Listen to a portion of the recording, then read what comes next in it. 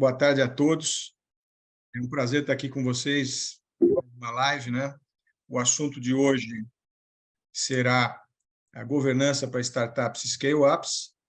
E eu sou o fundador do Celint e exerço atualmente o papel de presidente do conselho do Celint. Estou aqui com o Gaspar, né, que vai trocar a maior experiência com vocês. Gaspar, por favor, se apresente. Obrigado, Vanderlei. Um prazer estar com vocês. Bom, eu sou economista, tenho toda a minha base na área financeira. Há mais de 10 anos eu comecei a atuar com governança e aí comecei em empresas de capital aberto, em grandes empresas. E com o tempo eu fui conhecendo e me inserindo no mundo de startups como investidor anjo, né? E aí tentando puxar, né, a minha experiência de governança em empresas abertas e aquilo que eu via como investidor anjo, né, as necessidades que o fundador e as startups precisavam, eu comecei a verificar que a gente precisava ter um modelo mais atraente e mais adequado para as startups de governança. Foi aí que eu comecei a me desenvolver nessa área, né? Eu comecei classicamente pelo IBGC, que tem um DNA de capital aberto, mas começou a falar sobre startups também. Fui evoluindo, conheci aí o Celint, que foca em empresas de capital fechado.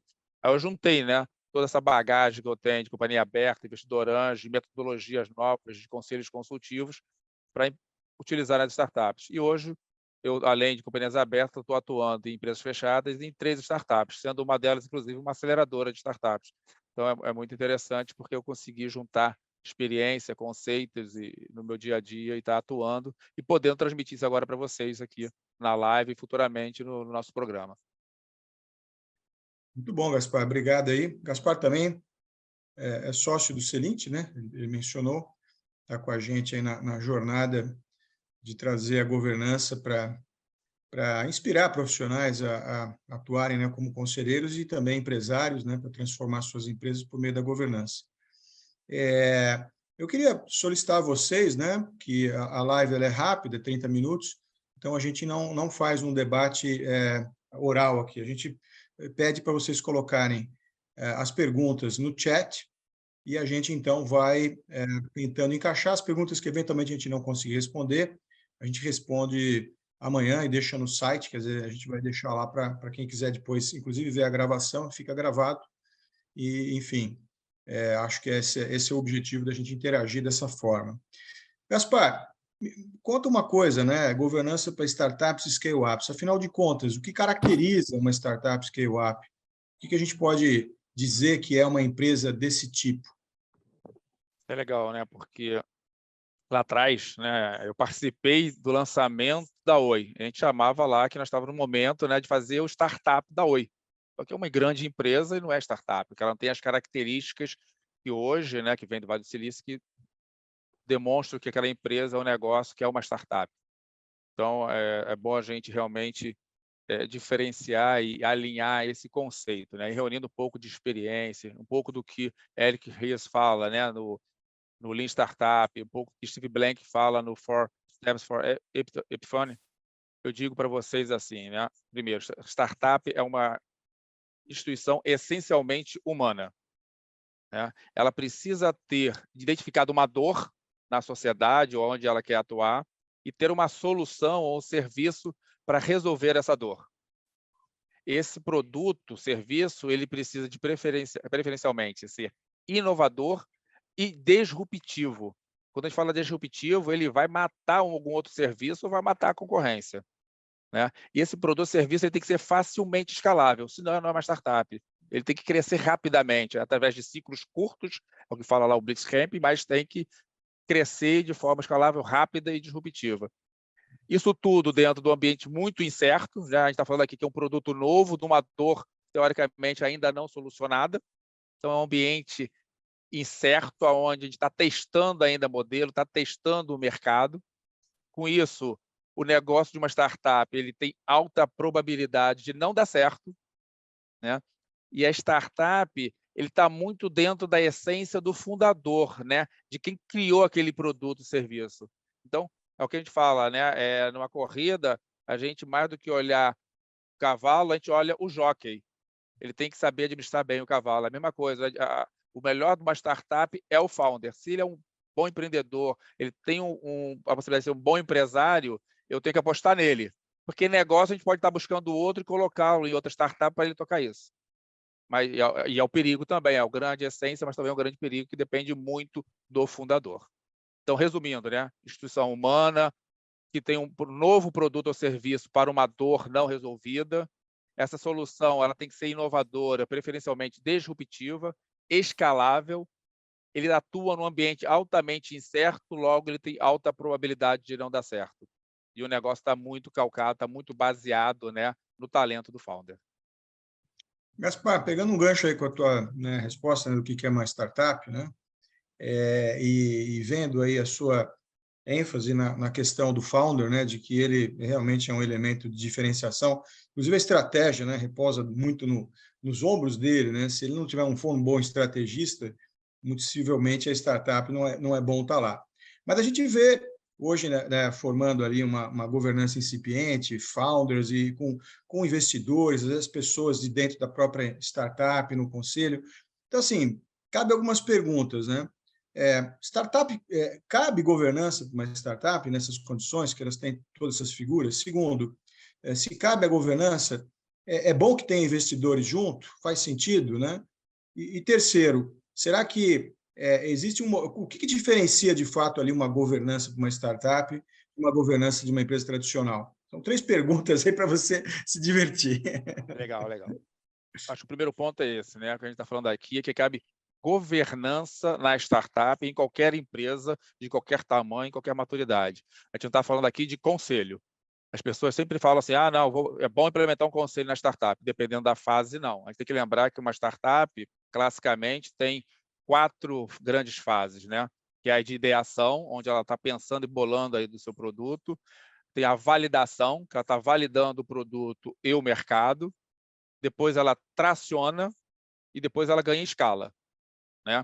Nos primeiros momentos, onde ela está ainda fazendo a ideação, onde ela está ainda validando o produto e o mercado, o ideal é que ela tenha um mentor que leve conhecimento, a gente chama, é o seed money, né? É o smart money, onde ele vai levar conhecimento além do dinheiro aplicado. Então, ele está levando como mentor, né, conhecimentos de governança, de gestão para essas startups. Depois, né, cabe já um advisor, e quando ela está pegando tração e escalando, aí sim eu aconselho que seja um conselho consultivo a estar ajudando a estruturar a governança. E por quê?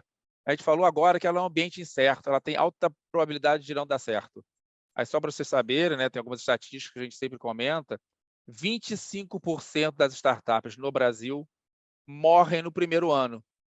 Então, eles precisam ou não precisam de estruturação de governança ainda no momento de ideação? Claro, né? O founder, geralmente, ele entende do produto e serviço, ele não entende de negócio, ele não entende de empresa, ele não entende de planejamento, gestão de caixa, aonde investir, quanto, ter a gestão de custos, né? Às vezes se deslumbra, aí quer ir para um lugar bonito, caro, num bairro chique do estado dele, e aí acaba que desperdiça recursos financeiros e humanos. 25% morrem no primeiro ano, 50% morrem até 5 anos, na verdade 4. E depois de 13, 15 anos, só ficam 25%. Quer dizer, precisa de governança, porque a governança, né, ajuda no direcionamento, no planejamento, na antecipação de tendências, na digitalização e na inovação do negócio. Então, é super importante. Agora, a governança por si só, como a gente conhece classicamente, né, e de como ela veio e nasceu, que foi para resolver o conflito de agências, não é adequado para uma empresa de capital fechado, muito menos uma startup, que precisa muito de quê? De velocidade e de negócio. Lembra que eu falei, né? Geralmente o founder, o empreendedor, ele entende do produto e do serviço, ele entende de negócio. Então, a governança, né, o advisor, o mentor, o conselheiro, ele vai levar com seu conhecimento, sua experiência, essa bagagem de mostrar ao founder como estruturar o seu negócio, como transformar o produto e serviço no negócio. Né? Aí estamos falando de produto, estamos falando de canal, distribuição, ajudar nessa atração, né? Como é que ele vai pegar os canais de distribuição, em que lojas, onde, usar o network, inclusive, dos conselheiros do conselho, para ajudar nessa escala, nesse ganho de escala. E aí a gente Bom, fala, né? A governança clássica, a gente chama muito de formalista, que ela nasce de fora para dentro, né, dos órgãos de governança. Uma empresa de capital fechado e principalmente uma startup, ela tem que nascer de dentro e ser construtivista, para que ajudar a construir o negócio. Respondi as 3? Creio que sim, acho que foi bacana. Aí você deu uma navegada pelas diferenças, né? Você tem, como você falou, a velocidade, né? Exatamente. Menos controle, é uma coisa que ela é muito mais fluida, né? Uma coisa mais E dinâmica, né? dinâmica.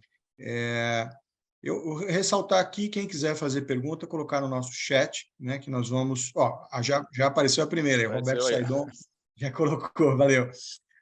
Gaspar, continuando aqui, né? Eu recentemente coloquei um artigo no LinkedIn que mostrava um empreendedor jovem e ele quebrou 4 vezes antes de decolar. E quando ele decolou, ele falou que o que realmente me ajudou a decolar foi ter um mentor, que agora virou conselheiro da minha empresa. A empresa ele já está faturando mais 10 milhões e tal. Um exemplo clássico, né, disso que você está trazendo, né, de que o que fazia diferença para ele, acho que ressaltar aí o artigo dizia, é que ele era muito técnico, ele estava sempre voltado, como você falou, para o produto, né? Você mencionou isso, é voltado Isso. para aquele serviço específico, que ele tem uma experiência anterior, ou que ele bolou, criou, mas ele não tem a ideia do modelo de negócio. Como é que eu faço? Né? E a abordagem de mercado, como é que eu pesquiso o mercado, como é que eu me posiciono? Isso tudo é muito bom, né? É claro que o empreendedor é o cara que está com energia, com a vontade, ele que vai fazer, ele tem o produto, mas é muito bom ter um balizamento, né, de como ele vai se posicionando, e isso começa lá, como você falou, o mentor, o advisor, depois o conselho consultivo, né? Isso. E Gaspar, emendando, pegando o gancho com isso que eu estou falando, né? Você já implantou governança em várias empresas, né? Inclusive algumas junto Startup, comigo, inclusive. Isso. algumas junto comigo, né? E startup, inclusive. Então, me fala assim, né? Qual que é a diferença de implantar a governança, né, agora com a mão na massa lá, numa startup ou numa empresa grande, que a gente acabou de ter uma reunião de conselho hoje de manhã, a primeira reunião de Exatamente. conselho onde nós montamos a governança, ficamos lá um tempão, uma empresa que fatura já uns 300 milhões, está indo para 500. Então, explica para nós assim, o que é a diferença ali da startup para uma empresa grande, tradicional como essa? Então, uma empresa grande, em geral, ela tem já uma estrutura que te ajuda a obter informações e a construir, né? Ela já tem um negócio, já está maduro, o que ela precisa muitas vezes é crescer, ou fazer algum tipo de mudança de rumo, né? Um turnaround. Uma startup, somente no início, é o founder e o seu sócio, é 1 ou 2 pessoas que têm pouco conhecimento, têm pouca metodologia, têm pouca ferramenta. Então, depende muito do conhecimento técnico do conselheiro ou do advisor. O segundo ponto é que, geralmente, ele vem com uma folha em branco. Você tem que construir com eles, né? Numa empresa, geralmente, ele já traz subsídio, já traz informações. Você vai ali muito mais testar, questionar os executivos da empresa. De uma startup, não, realmente você precisa ajudar. Inclusive, muitas vezes, você precisa mentorar o criador, o founder, não o negócio. Você tem que explicar a importância da governança, o que era uma empresa. Não adianta ele testar o modelo dele, o serviço, só com os amigos, ele tem que ter uma amostragem um pouco maior. Então, você tem que tentar ajudar o founder, que muitas vezes é imaturo, como você falou, uma pessoa jovem, que ainda está, às vezes, numa faculdade cheia de sonhos, ele acha que vai multiplicar por 50 o negócio dele rapidamente, e tem que entender que tem estágios, tem ciclos a perseguir. Então, acho que você tem um mentor, né, meio que como professor, para poder, primeiro, modelar o criador, modelar o fundador, para depois ajudar a modelar a governança do negócio. O Gaspar, assim, que eu também já fui mentor aí de várias startups, eu fui mentor da Inovativa, né, que é esse programa do governo, e fiz lá quase umas 10 rodadas, né? A gente sempre fala, né, nas nossas formações do Celint, principalmente voltada ali para conselho consultivo, que é preciso, quando você encontra uma empresa que tem um fundador ali, ou alguém que montou um conselho, já é uma empresa até grande, mas ele montou um conselho cujo gatilho principal, a razão principal é a solidão do poder, a gente sempre fala que é preciso cuidar do criador e da criatura. Isso. Quando você traz para a startup, né, da tua fala, a gente começa a depender que a gente tem que, na startup, cuidar muito mais do criador do que a criatura, é isso? Também, exatamente. Eu acho que é muito parecido, né? uma empresa, geralmente, o dono, o fundador, ele tem a questão do poder, mas ele tem um conhecimento não só do produto, mas tem conhecimento do negócio. Eu cheguei até aqui e deu certo, né? Então, você precisa convencer que ele precisa de outros instrumentos para continuar nessa escalada. Na startup, não. Muitas vezes é um fundador que não tem experiência nenhuma, né? Mas ele tem sonho muito grande, né? E você tem que deixar esse sonho ativo. Você tem que manter ele sonhando, né? Mas saber que ele vai ter que trabalhar muito, tem que ter muito pé no chão, tem que fazer uma série de coisas, tem que ouvir mais, tem que ter escutativa. Geralmente ele não escuta, é muito acelerado. Geralmente ele não dá valor aos nossos cabelos brancos. Estou vendo aqui muita gente de cabelo branco. E tem que fazer essa mescla, né? Como conselheiro também tem que estar aberto a aprender com o fundador, né? A saber que ele pode, né, no jargão, a pivotar, a mudar de negócio, a mudar de segmento, né? Que os ciclos são mais rápidos, que é por tentativa e erro, sim. Quem inova sabe que tem que errar e rapidamente descobrir a solução. E a gente, geralmente, conselheiros de grandes empresas de negócios mais maduros, a gente tende a ter um ambiente mais estável, mais longo, né? Fazer orçamento de 1 ano, planejamento estratégico de 5. Uma startup talvez não dê para olhar 6 meses. De 3 em 3 meses, você vai ter que revalidar o orçamento dele, talvez até o planejamento dele. Se ele pivotou o negócio, né? Ou seja, se ele mudou o negócio dele, zerou tudo, começa tudo de novo. E o conselheiro tem que saber que isso pode acontecer. Isso não é uma falta de foco ou de miopia do fundador. É do modelo do ecossistema de inovação e de startups. O Gaspar, você, de novo, pegando aí um paralelo na tua fala, né? Na terapia holística tem uma frase que diz o seguinte: é importante olhar a pessoa, né, que está ali, você está sendo terapeuta, e entender que ela tem asas e raízes, né? Uma metáfora, Boa. né? E me parece que o que você traz aí da startup é muito isso, né? O empreendedor, o fundador, ele tem muitas asas, né? Sonhos. E a gente, talvez, como um conselheiro ou mentor da startup, a gente traz as raízes, é isso? Exatamente, sem cortar as asas. Né? Sem E cortar saber as que, asas. e saber que essas raízes, né, tem que prendê-las ao chão, mas elas têm que ser longas o bastante para deixá-los fazerem um voo amplo e seguro. Acho que é isso, é dar segurança, né, amplitude ao voo, mas sempre trazendo ele à realidade. Fazer esse, né, saber fazer esse mix, né, de sonhar e construir, sonhar e construir.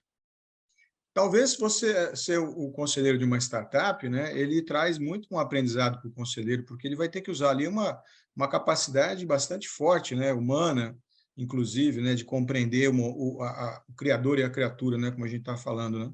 Exatamente. E eu acho que um ponto também muito forte que tem que levar para a startup é falar que controle, estruturação de processo, estruturação de negócio, cadenciar não é burocracia. Ao contrário, né, você pode, com planejamento, ser muito mais assertivo, tomar decisão muito mais rápida, que muitas vezes você vai errar menos também. Então, acho que é mostrar isso, que é possível, né, com governança, controle de processo, estruturar e não perder velocidade, e, ao contrário, você pode ganhar. Perfeito. O Roberto Saidon, né, coloca assim, né, você enxerga as startups no Brasil sendo disruptivas o suficiente? Será que tem essa questão de sempre ser disruptiva? Então, qual é o ponto aí, Gaspar? Não, a gente está falando aqui no modelo clássico de startups, né, quando a gente fala de ser disruptiva, é a possibilidade dele crescer mais rapidamente, né, e ter um valor agregado muito maior, logo o seu valuation é muito maior. Mas no Brasil, até por causa de um atraso que existe, né, na nossa educação, nas ferramentas que a gente tem, né, a gente fala muito de indústria 5.0, mas está muito atrás do que existe lá fora, em Israel, ou no Vale do Silício, na Inglaterra. Então, acho que a gente tem poucas startups disruptivas, mas tem um bom volume de startups hoje aí que viraram unicórnios, né? Então, acho que nós estamos no caminho certo. A gente precisa mais realmente de investimento em tecnologia e na educação. E a pergunta do Ventura, né, do Roberto Ventura: a implantação de governança é fator decisivo na seleção de aporte de investidores, capital de risco, venture capital? Ah, com certeza. Se a startup já tendo uma estrutura mínima de governança, né, com um conselho melhor ainda, com certeza fica mais fácil de um fundo, né, aportar recursos. Se não existe, ele vai pedir que se faça e ele vai, inclusive, indicar ou um financeiro ou um conselheiro dentro desse conselho que ele vai pedir para estruturar. Perfeito. Aí você já respondeu a pergunta também do Gustavo Fernandes, que era bem nessa linha, né? E agora eu venho a pergunta aqui do Maurício. O Maurício fala o seguinte: Gaspar, entendemos o recado, tá? Já está dado aí que a gente precisa agir dessa forma como conselheiro. Mas como fazer o recado chegar nos founders? Que ele precisa de governança, né? E como é que a gente faz isso? Tem alguma fórmula? Acho que tem, né? Como eu falei, né? O mentor ele tem que ser, o conselheiro, um educador também, né? Então, acho que ele tem que passar essa experiência dele, indicar cursos, né, de governança para esses founders, aí cursos de governança apropriados para o ecossistema de inovação e startups. Não vai pedir para ele fazer um de governança clássica, né, de governança corporativa, e trazer casos, né? Você pode ter sido já conselheiro de outras startups ou conhecer conselheiros de outras startups para trazer esses casos de sucesso. E nada melhor do que mostrar casos de sucesso para convencer as pessoas. Bacana. E a outra, né, como investidor ou participante da aceleradora, cada vez mais a gente coloca no contrato de mútuo a obrigatoriedade de se implementar um conselho. Aí, geralmente, esse conselho é constituído do fundador, de um representante dos investidores, ou do investidor se for um só, e de preferência, algo que ainda está imaturo, mas tende a se realizar fortemente, ter no mínimo um independente também nesse conselho. Então seria, né, um tripé, né? Representante do founder ou o próprio founder, representante dos investidores e trazer um conselheiro independente. Bacana. O Hugo pergunta, né? Você acha que os conselhos das startups deveriam ser pro bono, né, até um determinado nível de faturamento? É um bom questionamento, uma boa pergunta, né? Tem gente que discorda totalmente de que deve se fazer pro bono, até para valorizar a carreira, né, e mostrar o quanto que você pode e deve aportar, e para ter um maior comprometimento, tanto do founder, porque está gastando dinheiro, como do conselheiro, né? Porque ele está sendo remunerado, ele tem que estar ali respeitando muito mais a pauta. Mas eu acho que tem situações e situações, né? Eu acho que quando o conselheiro, por exemplo, ele está querendo, tem dois lados, quando ele está começando a crescer na carreira, entrando, acho que ele pode, num primeiro ano, no segundo ano, onde ele ainda está aprendendo, né, on the job, a ser pro bono, ou ter um percentual pequeno do equity da startup, ou numa fase de give back, né? Eu estou com 10 anos de conselhos e hoje eu tenho empresas, startups que eu me identifico com o founder ou com o negócio, e que eu faço pro bono. Eu não sou contra isso, mas aí não pode se desvalorizar e perder o comprometimento com a startup em ambos os lados por ser pro bono. Assim como eu sou pro bono de algumas ONGs também, né? A São questão aí é sem fins equilíbrio, né? lucrativos. Exatamente. Equilíbrio e comprometimento, compromisso dos dois lados. Bacana. Olha, o Paulo Pavan quer colocar fogo aqui, quer gasolina aqui no fogo, né? Aí ele veio, ele colocou aqui, o Paulo, ó, papel de trazer materialidade para o empreendedor, que é um sonhador, né? Define uma característica para o board de uma startup em tração. Será que isso é uma característica? Ou ainda, será que isso não vai limitar o perfil mais inovador para um pretenso conselheiro de startup? Então, até que ponto? Cara, assim, para mim a palavra chave para mim na minha vida pessoal, profissional ou em conselho como executivo é equilíbrio, né? Eu acho que o conselheiro ele pode ser novo, mas ele tem que ser maduro e experiente. E ele tem que levar esse equilíbrio para as ações de uma startup. Saber quando, como a gente falou, né? Quando deixar as asas serem abertas e o founder viajar, buscar outras soluções. Quando ele tem que puxar, olha, está no momento aqui de sentar e pensar e focar. Cara, para de sonhar um pouquinho, para de levantar tantas soluções, vamos focar aqui na validação do seu produto, ou desse segmento, ou desse canal. Acho que é isso. Acho que não tolhe, não, desde que você deixe e saiba fazer ele voar. Muito bom. Gaspar, eu tenho um caso aqui, né, de que eu já sou um conselheiro, estou me perguntando aqui, né, se eu já sou um conselheiro formado, certificado para governança, para qualquer tipo de empresa, etc. e tal, por que eu faria, né, um curso específico de governança para startup, né, a modo do que o Celente está lançando aí, o GSU? O que seria isso de ganho? O que traria de benefício? Legal. Então, geralmente, né, nossa experiência nos cursos que a gente faz no mercado, ele vem muito pela governança formalista, aonde ele busca muito a cultura do comando e controle, onde ele preza muito por prestação de contas, né? A gente no Celint, tanto para empresas de capital fechado e mais ainda para as startups, a gente olha para governança construtivista, como ajudar, né, o fundador ou empresário a fazer a sua empresa crescer, né, a famosa ter a perenidade adaptativa, vai se adaptando de acordo com o momento da companhia. E a mesma coisa, né? a governança numa startup tem que ir mudando conforme ele vai mudando, da ideação para validação, para escalar, para tracionar.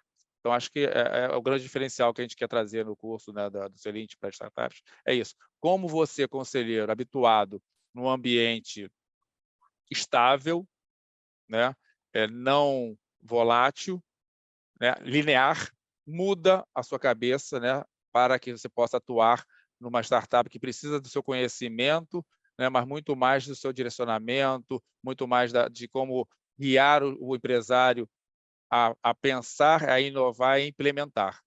E não só cobrar dele, né? Você tem que provocá-lo, você tem que trazer mais, tem que ser mais hands-on, inclusive, do que num board clássico. E aí tem Ótimo. outras questões, né? Metodologia de implementação.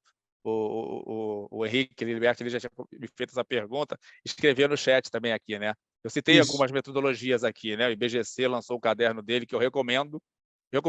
Conhecimento, eu recomendo sempre, né? Tem a GoNew, que tem lá o BIS, o Canvas, né? Qual é a metodologia Celint? Dentro das implementações de conselho que a gente foi vendo, a gente viu que todas essas informações elas são úteis também na implementação de uma startup, mas principalmente, né, a gente tem que saber qual é o mandato desse conselho dentro da startup. Ele quer fazer a startup crescer, ele está buscando investidor, está buscando parceiro estratégico, um fundo, ele quer fazer o exit em tanto tempo, então você tem que saber como você vai trabalhar. Aí, dentro do planejamento estratégico que você vai montar com essa startup, e geralmente o founder não tem um planejamento estratégico, o planejamento estratégico dele é crescer 33 vezes ou vender, então não é isso, né? Você tem que ensinar, né? É respeitar e ter uma pauta dentro desse plano estratégico e implementar a governança conforme esse plano e conforme essa pauta, para não fugir, né, daquilo que é importante para ele e não urgente, porque ele vai ter sempre a visão de fazer aquilo rápido que é urgente para poder tracionar. Não, você tem que saber o que é importante, que está dentro do seu planejamento. Então, a pauta é importante, né? Para não fugir. É muito founder que é o conselho para abrir portas para ele. É lógico que o papel do conselheiro também é abrir portas, mas é muito maior do que isso. Podíamos resumir, Gaspar, que a metodologia Celint é da vida como ela é, né? Da história da gente sempre trazer ali um equilíbrio, não é só uma questão de velocidade ou uma questão de pouco controle, é uma questão de adaptação àquilo que é a demanda da empresa, né? Exatamente. E tem alguns pontos específicos, né? Que é fazer a empresa crescer com governança. Quer dizer, o nosso foco é governança, então a gente vai agregar na nossa metodologia a ideia de governança para qualquer tipo de empresa, principalmente aquela que está começando. Acho que Exatamente. Dando um Mas, exemplo aqui, né, o livro do IBGC fala assim, ó, na fase de ideação, faça isso. Na fase de validação, faça isso. Na fase de tração, faça isso. E de escala, faça isso. Porra, isso não é a fórmula de bolo, gente. A necessidade da empresa, do fundador, pode mudar de uma para outra. Né? Você pode ter que fazer tudo aquilo, mas o momento da startup, na ideação, pode ser outro. Você vai ter que trazer outro tipo de governança, outro tipo de necessidade dele atender. Eu acho que a questão toda é essa, como o Vanderlei colocou, é sentir o momento da empresa, né, da startup, e trazer aquela governança necessária para aquele momento. E não simplesmente fazer estanque, né? Você tem que fazer isso aqui agora, depois isso, depois aquilo. Não existe. Você imagina, né? A gente tem o exemplo de uma startup que a gente estava implementando, no meio do caminho foi fundir com um fundo, ou com uma outra startup estrangeira. Muda totalmente o foco que a gente tem que fazer. Perfeito. Nós temos mais um minutinho, já são 18h29, então eu vou só recomendar, quem tiver interesse em olhar no chat, tem os nossos próximos programas, né? E, Gaspar, só para, assim, em 30 segundos, governança é um diferencial competitivo, inclusive para as startups? Governança, ele pode ser um diferencial competitivo para qualquer empresa. Depende da sua seleção dos seus conselheiros, logo depende também da atuação dos conselheiros, mas, acima de tudo, depende também da atuação do founder. Ele tem que saber utilizar o conselheiro ou o conselho como uma ferramenta, como um instrumento de crescimento. Se ele não usar corretamente, não vai ser um diferencial competitivo, não vai agregar valor. Muito bom. Ótimo fecho, Gaspar. Fechando, aqui estamos 18h30 em ponto.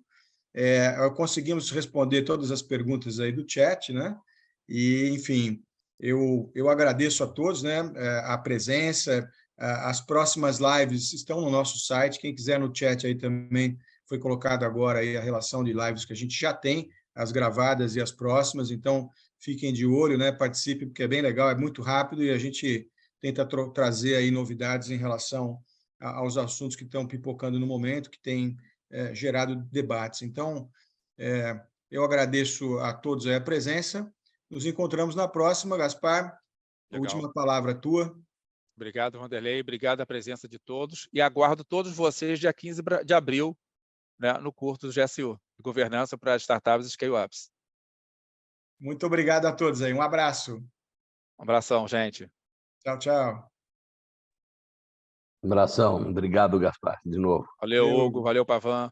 Segundo eu estou. Primeiro eu estou viajando, mas o segundo, com certeza. Me interessa muito. Legal. Sempre elucidador. Obrigado, Hugo. Abraço, Vanderlei.